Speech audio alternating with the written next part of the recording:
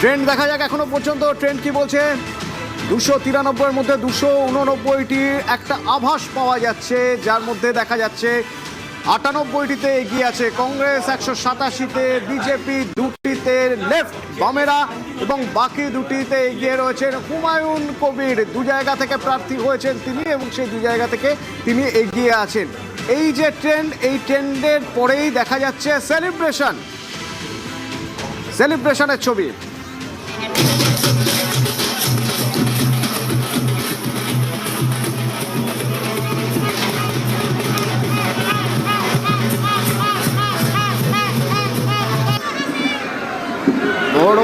বহরমপুরের পরে বহরমপুর, সেখানে অধীর চৌধুরী দাঁড়িয়েছিলেন কংগ্রেস থেকে, কিন্তু বিজেপি অনেকটা লিড নিয়ে নিয়েছেন। এদিকে মেদিনীপুরের সবকটি আসনেই তৃণমূলের লিড, বিজেপির লিড।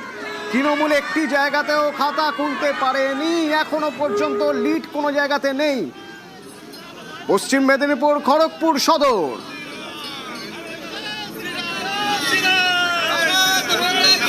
দিলীপ ঘোষ তার পছন্দের সিট এই খড়গপুর সদর।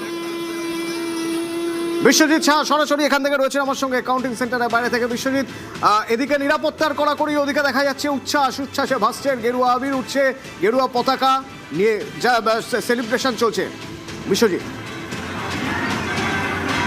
একদমই, অর্থাৎ আমরা যেখানে দাঁড়িয়ে আছি খড়গপুর, সেখানে খড়গপুর কেন্দ্রীয় বিদ্যালয়ে যে গণনা কেন্দ্র, সেখানে 5টি বিধানসভা কেন্দ্রের গণনা চলছে এই মুহূর্তে। যা খবর তাতে খড়গপুর সদর এবং খড়গপুর গ্রামীণে শুধুমাত্র তৃণমূল কংগ্রেস এগিয়ে রয়েছে। বাকি যে 4টি কেন্দ্র, খড়গপুর সদর, সবং, পিংলা এবং কেশিয়ারি, এই 4টিতেই বিজেপি এগিয়ে রয়েছে, শুধুমাত্র তৃণমূল কংগ্রেস এগিয়ে রয়েছে খড়গপুর গ্রামীণে। এবার উচ্ছ্বাসের ছবিটা দেখাবো, কারণ এখানে বিজেপি 4টিতে এগিয়ে রয়েছে। শুধু তাই নয়, ট্রেন্ড যা বলছে সেই ট্রেন্ড অনুযায়ী রাজ্যের বিভিন্ন জায়গায় বিজেপির যখনই খবর আসছে তখনই বিজেপির কর্মী সমর্থকরা এভাবেই তাদের কাসর ঘণ্টা বাজিয়ে উচ্ছ্বাস ব্যক্ত করছেন। কিছুক্ষণ আগে দিলীপ ঘোষ তিনি দ্বিতীয় রাউন্ডের শেষে বেরিয়ে এসেও তিনি তার জয় বলেছেন। তৃতীয় রাউন্ড শেষ হয়েছে, তৃতীয় রাউন্ডেও দিলীপ ঘোষের জয়যাত্রা অব্যাহত রয়েছে। অন্যদিকে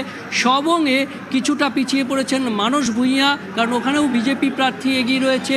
পিংলাতে বিজেপি প্রার্থী এগিয়ে রয়েছে, কেশিয়ারিতে বিজেপি প্রার্থী এগিয়ে রয়েছে। শুধুমাত্র আমরা দেখাবো যে কিছুক্ষণ আগে একটু উচ্ছ্বাস দেখাচ্ছিলেন তৃণমূল কংগ্রেসের কর্মী সমর্থকেরা, কারণ খড়গপুর গ্রামীণে খড়গপুর গ্রামীণে যে খবর আসছে কয়েক রাউন্ডের পর, সেখানে তৃণমূল কংগ্রেসের প্রার্থী তিনি এগিয়ে রয়েছেন এবং বাকি যে 4টি আসন সেখানে বিজেপির প্রার্থীরা এগিয়ে রয়েছেন। কাজেই এই খড়গপুর সদরে, খড়গপুর যে কেন্দ্রীয় বিদ্যালয়ে গণনা চলছে ভেতরে একেবারে নিরাপত্তার ঘেরাটোপে, সেই নিরাপত্তার ঘেরাটোপে যে খবর আমরা পাচ্ছি, শেষ খবর পাওয়া পর্যন্ত 5টি বিধানসভার মধ্যে 4টি বিধানসভায় বিজেপি প্রার্থী এগিয়ে রয়েছেন, বিজেপি প্রার্থীরা, এবং একটি আসনে অর্থাৎ খড়গপুর গ্রামীণ আসনে তৃণমূল কংগ্রেস প্রার্থী এগিয়ে রয়েছেন। ছবি দেখে নেওয়া যাক। সেলিব্রেশন, মতুয়া অধ্যুষিত এই জেলার বিজেপি লিড নিয়ে রেখেছে। একবার দেখা যাক কি অবস্থা রানাঘাট কাউন্টিং সেন্টারের সামনে।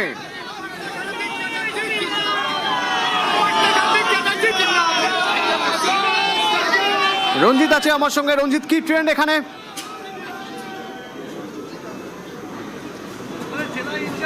একেবারেই দেখো যে এই ট্রেন্ড একেবারে কার্যত অনেকটাই এগিয়ে গিয়েছে বিজেপি। রানাঘাট উত্তর পূর্ব, রানাঘাট উত্তর পশ্চিম, রানাঘাট দক্ষিণ এবং তার পাশে শান্তিপুর রয়েছে।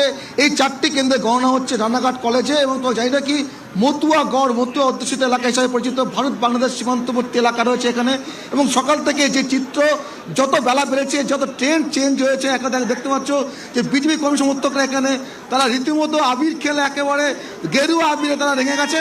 কারণ তাদের যে আসনগুলো রয়েছে প্রত্যেকটি আসনে কিন্তু ইতিমধ্যেই বিজেপি অনেকটা ভোটে এগিয়ে রয়েছে। এবং জানি নাকি যে 2019 সাল থেকে 2026 সাল পর্যন্ত কার্যত মতুয়াগড়ে এখানে বিজেপি তার ভোট ব্যাংক ধরে রাখতে পেরেছে। এখনো পর্যন্ত অনেকগুলো রাউন্ড বাকি রয়েছে, তার মধ্যেও তোমাকে জানানোর চেষ্টা করব যে এখনো পর্যন্ত অনেক আসনে কিন্তু বিজেপি এগিয়ে রয়েছে। একটু কথা বলার চেষ্টা করব এই জয়, আজকের জয় কিভাবে দেখছেন? 19 সাল থেকে এখানে একেবারে ধারাবাহিকভাবে আপনাদের ভোট ব্যাংক অটুট রয়েছে।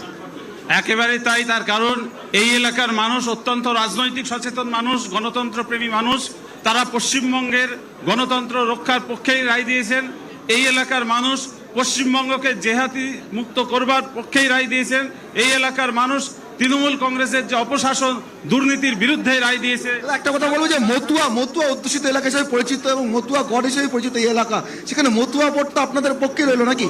দেখুন, শুধু মতুয়া বলেই কথা না, সমস্ত ধরনের সনাতনী মানুষ তারা ঐক্যবদ্ধভাবে পশ্চিমবঙ্গের সনাতনীদের রক্ষা করবার জন্য এই রায় দিয়েছেন।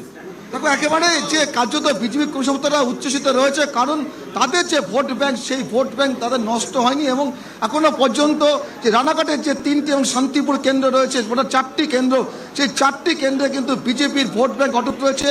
অনেকগুলো রাউন্ড এখনো বাকি রয়েছে। বিজেপি কর্মী সমর্থকরা যত খবর আসছে ততই কিন্তু উচ্ছ্বসিত হচ্ছে। ইতিমধ্যে সাংসদ জগন্নাথ সরকার তিনিও এখানে ছিলেন এবং অন্যান্য যারা নেতৃত্ব, জেলা নেতৃত্ব এবং কর্মী সমর্থক প্রত্যেকে কিন্তু এখানে উপস্থিত রয়েছেন এবং গণনা কেন্দ্রের বাইরে সেখানে ভিড় করে তারা কিন্তু গেরুয়া আবিরে কিন্তু একেবারে মেতে উঠেছেন। তারা আবির খেলছে ইতিমধ্যেই এবং তোমাকে জানি রাখি যে এখনো অনেকগুলো রাউন্ড বাকি রয়েছে, তারপরে বোঝা যাবে, পুরো ফল বোঝা যাবে, তবে সময় লাগবে। কিন্তু এখানে কার্যত বোঝা যাচ্ছে যে বিজেপির যে ভোট ব্যাংক, সেই ভোট ব্যাংক কিন্তু এখনো তাদের পক্ষে গড়াবে। যত একেবারে যে কাউন্টিংগুলো রয়েছে, সেই কাউন্টিং সর্বোচ্চ শেষ, তো বোঝা যাবে যে বিজেপি তাদের ভোট ব্যাংক কত ধরে রাখতে পেরেছিল। ধন্যবাদ। নদিয়া মতুয়া ভোট এখানে ফ্যাক্টর। 17টির যে ট্রেন্ড দেখা যাচ্ছে তার মধ্যে 6টিতে তৃণমূল এগিয়ে আছে, 11টিতে বিজেপি এগিয়ে আছে। দুরকমভাবে প্রচার হয়েছে। এক, নাগরিকত্বের অধিকার নিয়ে প্রচার, আর এক প্রচার হয়েছে যে নাগরিকত্বের অধিকার পেতে গিয়ে নাগরিকত্ব হারিয়ে ফেলবেন না তো, মানুষ ম্যান্ডেট দিচ্ছে। কোন প্রচারে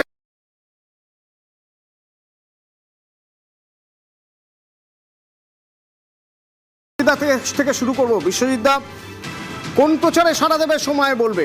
এখনো পর্যন্ত যা ট্রেন্ড নদিয়ার, মতুয়াগড় হচ্ছে নদিয়া এবং উত্তর 24 পরগনা, বিশেষত উত্তর 24 পরগনার বনগাঁ উত্তর, বনগাঁ দক্ষিণ, বাগদা, গাইঘাটা, এগুলো মতুয়াগড় এবং ওদিকে রানাঘাট, কৃষ্ণনগর, এই অঞ্চলটা মতুয়াদের কাছে দুটো অপশান ছিল। এটা তুমি জানো যে মতুয়া ভোট আড়াআড়িভাবে দুটো ভাগ হয়েছে। বামেরা ক্ষমতা থেকে চলে যাওয়ার পরে মতুয়াদের রাজনৈতিক ক্ষমতায়ন হয়েছে, হয় বিজেপি অথবা তৃণমূল। এবং বামেরা করেছিল তাদের সামাজিক স্বীকৃতি, জমি পাট্টা এগুলো দিয়েছিল, কিন্তু পরবর্তীকালে রাজনৈতিক যে ক্ষমতায়ন হলো, সেই ক্ষমতায়নের ক্ষেত্রে তাদের নাগরিকত্ব ইস্যু হলো এবং নাগরিকত্বের ক্ষেত্রে দেখা গেছে অনেক মতুয়ার নাম বাদ গেছে। ভাবা হচ্ছিল যে ভোট সাইকোলজিতে যাদের নাম বাদ গেছে তারা তৃণমূল কংগ্রেসকে ভোট দেবে, কিন্তু দেখা যাচ্ছে যে বিজেপির যারা কর্মী তারা বোঝাতে পেরেছে যে এই নাগরিকত্ব আইনে তুমি যদি অ্যাপ্লাই করো তাহলে এই ভোটে ভোট না দিতে পারলেও তুমি পরের ভোটে নাগরিক হিসাবে এই ভারতবর্ষের নাগরিক হবে। এইটা ক্লিক করেছে। আর একটা হচ্ছে যে এই যে মতুয়াদের যে ভোট গড়টা ছিল, সেই গড়ে বিজেপি যেভাবে পেনিট্রেট করেছে, শাসক দল কিন্তু সেভাবে পেনিট্রেট করতে পারেনি। সুতরাং এই কারণে পুরো মতুয়া বেল্টার ভোট তুমি যদি দেখো যে 21টা আসন ছিল মতুয়া ডমিনেটেড, এর আগের নির্বাচনে 12টা আসন ছিল তৃণমূল কংগ্রেসের আর 9টা আসন ছিল বিজেপির। এখনো যে তুমি লিড দেখছো, সেই লিডের ক্ষেত্রে কিন্তু অলরেডি বিজেপির দিক থেকে প্রায় 17টা 18টা আসন মতো তারা লিড করছে, তৃণমূল কংগ্রেস সেখানে পিছিয়ে আছে। মমতা বন্দ্যোপাধ্যায় বক্তব্য শুনবো কিছুক্ষণ আগে, তার দলীয় কর্মী সমর্থকদের কি বার্তা দিয়েছেন। সবাইকে নমস্কার জানিয়ে বলছি, প্লিজ দয়া করে কেউ কাউন্টিং এজেন্টরা এবং প্রার্থী ক্যান্ডিডেটরা তারা ভোটিং এলাকা ছেড়ে আসবেন না। স্ট্রং রুমে যেখানে কাউন্টিং হচ্ছে, মানে সেন্টারে, সেখান ছেড়ে কেউ আসবেন না। এটা বিজেপির প্ল্যান। প্রথম 2-3 রাউন্ডে আমি কালকে থেকেই বলছি যে ওদেরগুলো আগে দেখাবে, আমাদেরগুলো পরে দেখাবে। এবং অনেক জায়গায় 2-3 রাউন্ড কাউন্টিং করার পরে প্রায় 100টা জায়গায় কাউন্টিং বন্ধ করে রেখে দিয়েছে। এবং কল্যাণীতে ধরা পড়েছে 7টা মেশিন, যেখানে কোনো মিল নেই। এটা টোটাল ফোর্সফুলি সেন্ট্রাল ফোর্সকে দিয়ে চারিদিকে তৃণমূল কংগ্রেসের উপর অত্যাচার করছে, অফিস ভাঙছে, জোর করে দখল করছে। এসআইআর এর নামে আপনারা দেখেছেন ভোট লুট করেছে যাতে যে সিটগুলো জিততে পারে। কিন্তু এখনো এমন 70টা সিট আছে, 100টা সিট আছে যেগুলো আমরা এগিয়ে আছি, সেগুলো বলছে না। টোটালটাই মিথ্যে নিউজ খাওয়াচ্ছে। আগে ডিআইসিও এই খবরগুলো দিত, কিন্তু তাকে কালকে চেঞ্জ করে দেওয়া হয়েছে। টোটালটাই ইলেকশন কমিশন নিজের ইচ্ছে মতো খেলছে, এবং সাথে কেন্দ্রীয় বাহিনীকে নিয়ে। এবং আমাদের পুলিশরা টোটাল মাথা নত করে কেন্দ্রীয় বাহিনীর আন্ডারে কাজ করছে। সুতরাং আমি সব আমাদের কাউন্টিং এজেন্টদের, আমাদের সমস্ত পার্টির কর্মীদের বলবো, অত মন খারাপ করার কারণ নেই। আমি বলেছিলাম সূর্যাস্ত পরে আপনারা জিতবেন। 3 রাউন্ড 4 রাউন্ড কাউন্ট হলেও এটা 14 রাউন্ড থেকে 18 রাউন্ড কাউন্ট হয়, তখন আপনারা জিতবেন। Wait and see, watch. আমরা সবাই আপনাদের সাথে আছি, আপনারা কেউ ভয় পাবেন না, নিশ্চিন্তে থাকুন। আমরা বাঘের বাচ্চার মতো লড়াই করে যাবো। কিন্তু এদিকে দেখা যাচ্ছে সেলিব্রেশন শুরু হয়ে গেছে মালদায়, বিজেপি কর্মী সমর্থকদের সেলিব্রেশন।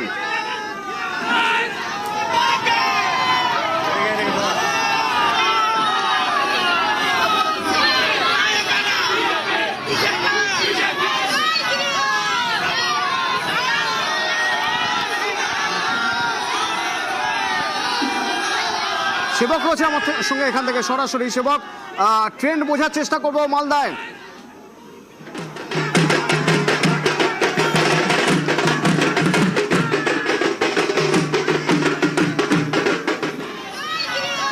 সেবক, শোনা যাচ্ছে আমার কথা?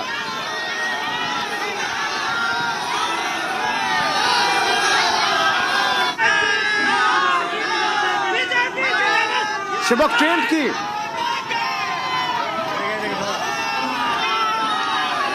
একদম দেখো, মালদায় এখন পর্যন্ত যেটা ট্রেন্ড বলবো, মালদাতে কিন্তু পাল্লা ভারী গেরুয়া শিবিরের আমরা দেখেছি। মালদাতে আগে 8টি আসনে তৃণমূল জিতেছিল, 4টা ছিল বিজেপি। এবার কিন্তু কার্যত উলটপুলট। মালদাতে কিন্তু 6টা-7টা আসনে কিন্তু সেখানে এগিয়ে আছে বিজেপি। এবং উল্লাসের ছবিটা দেখছো কিভাবে মানুষজন উল্লাসে মেতেছে, সরাসরি দেখছো। প্রচুর উৎসাহিত মানুষ যে ভ্রষ্টাচার, অপশাসন, গুন্ডারাজ, জঙ্গল রাজের বিরুদ্ধে দাঁড়িয়ে হিন্দুত্ব একত্রীকরণের মাধ্যমে সারা পশ্চিমবঙ্গ আজকে গেরুয়াময়। মানুষ ম্যান্ডেট দিয়েছে এই অপশাসন, এই জঙ্গল রাজ তাকে তার প্রসারণ হয়েছে। বিজেপি নেতৃত্বের সঙ্গে কথা বলছিলাম, তারা যেটা বলছিলেন জঙ্গল রাজের বিরুদ্ধে, আজকে জঙ্গল রাজের বিরুদ্ধে কিন্তু এই আন্দোলন, এই জঙ্গল রাজের বিরুদ্ধে আজকে সরাসরি দেখছো কিভাবে আনন্দে মেতেছে বিজেপির কর্মী সমর্থকরা। কারণ মালদাতে আগে এক সময় কংগ্রেসের গড় ছিল, সেই মালদা কিন্তু রং বদলাচ্ছে। মালদার রং কিন্তু এই মুহূর্তে গেরুয়া, সেই ছবি সরাসরি তুলে ধরছি মালদার গণনা কেন্দ্র থেকে।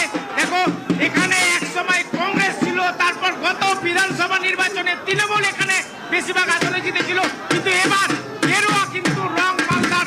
মালদা জেলায় 12টি বিধানসভার মধ্যে ইতিমধ্যে 8টি আসনে কিন্তু এগিয়ে রয়েছে, 8টি আসনে এগিয়ে রয়েছে। রাইট, এই ছিল মালদার ছবি। সেবক আমাদের দেখাচ্ছিলেন, এই হলো মালদা সেলিব্রেশনের ছবি। শুভেন্দু অধিকারীর বক্তব্য শোনাবো এর সঙ্গে, যেখানে তিনি বলছেন কিছুক্ষণ আগের বক্তব্য, যেখানে তিনি বলছেন তিনি কনফিডেন্ট, তিনি আত্মবিশ্বাসী। সরকার বিজেপি করে ফেলেছে, যান মিষ্টি খাবেন বিকেল। 175-80 सीट बीजेपी को मिलेगा। वो तो पार्टी तय करेगा।